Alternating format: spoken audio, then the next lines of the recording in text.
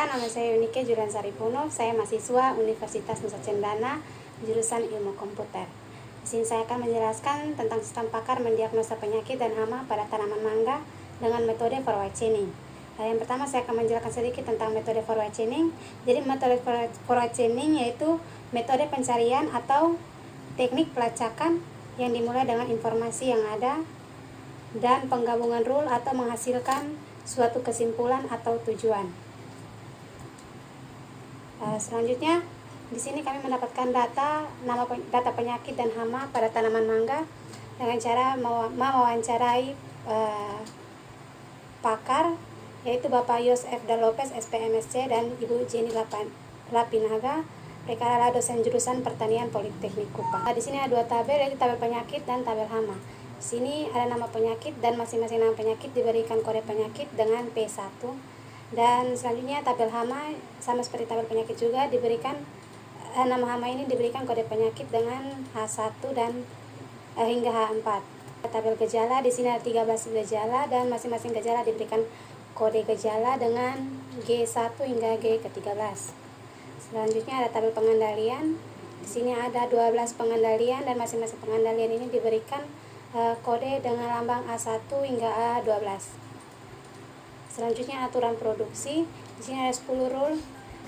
Rule pertama, jika akar pohon mengering dalam tanah, bahkan naik ke batang dan daun, maka diebar, dan seterusnya. Berikut adalah tabel aturan produksi. Selanjutnya, ini ada referensi dari rule yang ada dengan menggunakan algoritma forward chaining. Misalnya diberikan kasus mengetahui penyakit yang menyerang tanaman mangga dengan gejala sebagai berikut. Yang pertama, timbul bercak kecil dan berair di bagian permukaan daun. Yang kedua, pucuk tanaman mangga layu dan daun tua menguning. Yang ketiga, batang tanaman mangga berwarna kemerahan dan berlendir. Selanjutnya ada inisialisasi penyakit. Di sini ada 6 rule.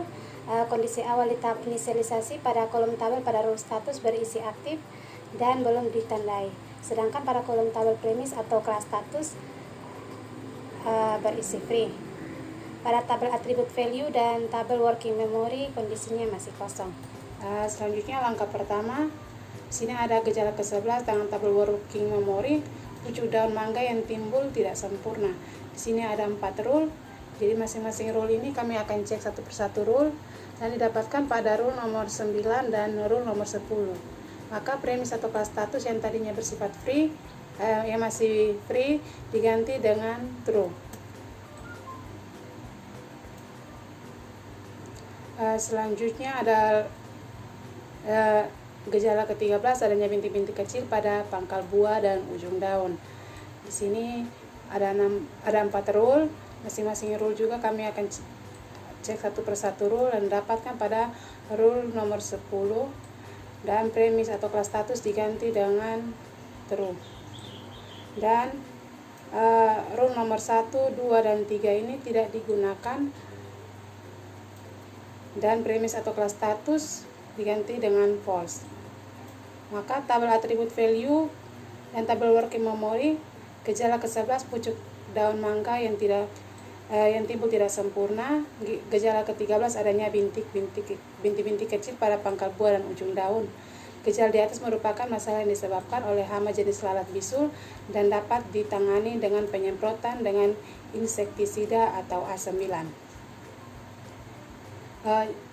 Selanjutnya perancangan sistem pakar yang melakukan diagnosa berdasarkan gejala-gejala yang dimasukkan untuk menentukan jenis penyakit dan hama pada tanaman mangga, disertai dengan solusi untuk mengatasi permasalahan yang disebutkan, dan berdasarkan 6 jenis penyakit dan 4 jenis hama dan 13 gejala terjadinya penyakit dan hama pada tanaman mangga. Maka dalam perancangan sistem ini terdapat 10 rule untuk mendiagnosa jenis penyakit dan jenis hama pada tanaman mangga. Sekian dari saya, terima kasih.